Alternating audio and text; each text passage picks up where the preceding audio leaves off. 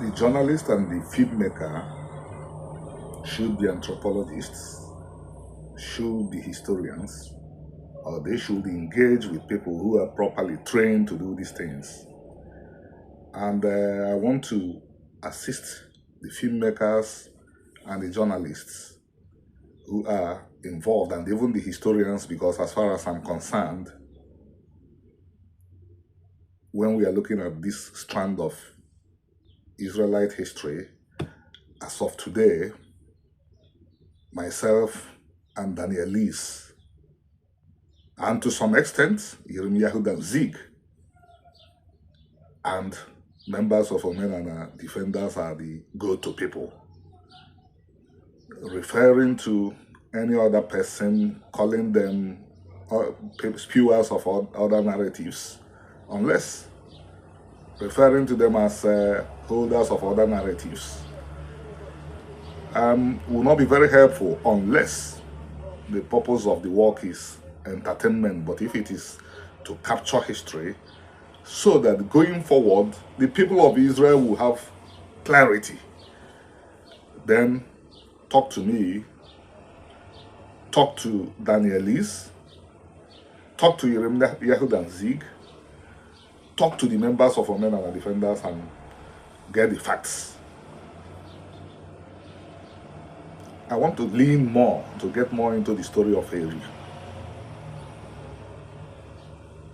Very, very likely, somebody, an Israelite named Eri, who was connected to the tribe of Gad, was one of the founding fathers of the Israelites that ended up on the banks of the river called Mambala, and a tributary of River Niger. I repeat it, most likely an Israelite named Eri, who existed hundreds of years after the Exodus,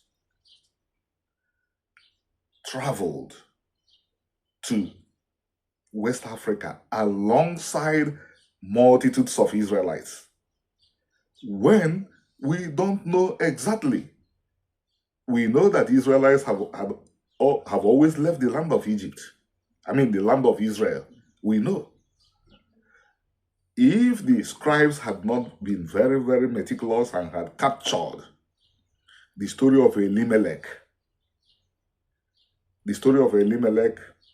Naomi, his wife, Mahlon and Shilon, his children, we wouldn't have known that a complete family of Israelites went into the land of Moab. And it's not every family that went abroad that returned.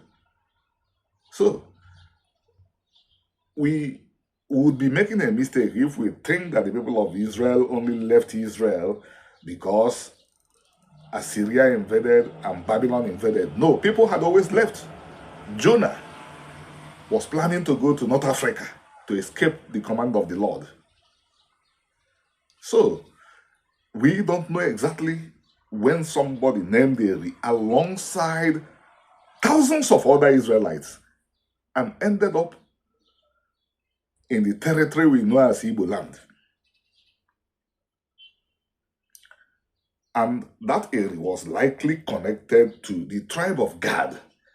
That is the reason why one of the shrines, one of the sanctuaries in that neck of the woods, where the people believed to descend from this figure, Aguleri and Imuleri, is called Obuga, which could be Obu Gad, which could be House of God. I was at the shrine dedicated to Rachel in Israel. It's a modern structure. Modern Jews set it up in honor of an ancestress that died over 4,000 years ago. So, it would be a mistake to believe that it was that Eri who was produced directly by God that ended up on the banks of the Amambala River. Why did those Israelites leave? They left because people move. I understand that my very good friend and younger brother, Rudy Rockman, I may be right, I may be wrong, was born in the US, but he lives in Israel today. I know that Jeremiah Danzig was born in the US, but he lives in Israel today. He migrated to Israel. Likewise, I have friends who were born in Israel who moved to the US.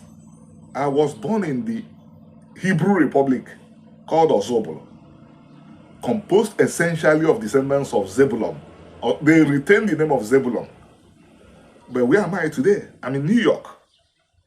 People move all the time. While people have amended the story, made it seem as if it was the biblical Eri, the Eri we found in the book of Genesis or Exodus that traveled to Igbo land. Let us not join the amateurs in damaging history. Did the Israelites come? Was one of them Eri? Extremely likely. But was it that particular Eri? I would say no. What people that push these stories, their value is that they help to establish that Israelite migrations took place. But are we to take what they say at face value and run with them? No. We have to subject their stories to analysis, and the analysis is what you are getting now. Thank you.